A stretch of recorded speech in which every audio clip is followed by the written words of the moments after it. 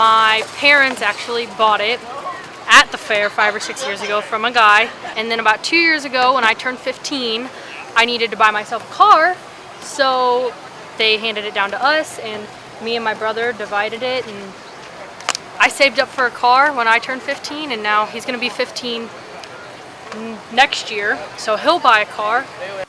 It's just whatever whatever seems like it.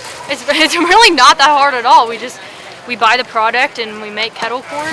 Yeah. A lot of people like kettle corn when it's cold outside, but it is hot today, which I think really is not helping the crowd at all. But every year at the fair on Tuesdays, it's always been really slow. We don't get busy until Thursday night, Friday night, Saturday. 4th of July at Glick Park is always busy. It's non-stop. We have to cook. We run out of product. And then the Christmas parade in Highland at the square, that's always busy. We go to a few street art festivals in Highland.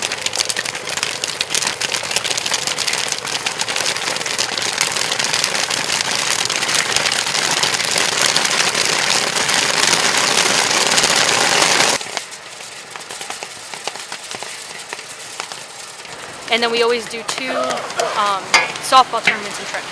I like being here. We know everybody here.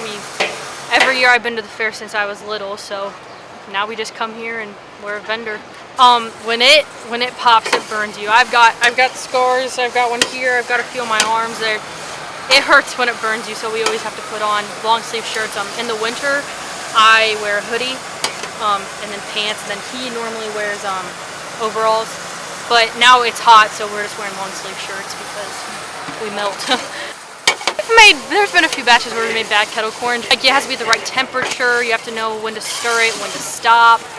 You have to know when everything's popped. You can't just stop it at a random time. You know what? So we have burnt it a few times, but I mean, once you burn it, you got to start over. The 4th of July fair at Glick Park, that place is non-stop busy.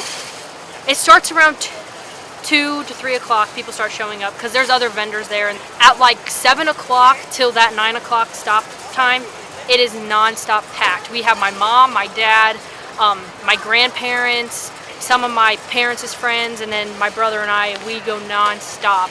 We have to have 2 to 3 people bagging at the same time, 2 to 3 people selling at the same time. Then Tucker just non-stop cooks and doesn't stop.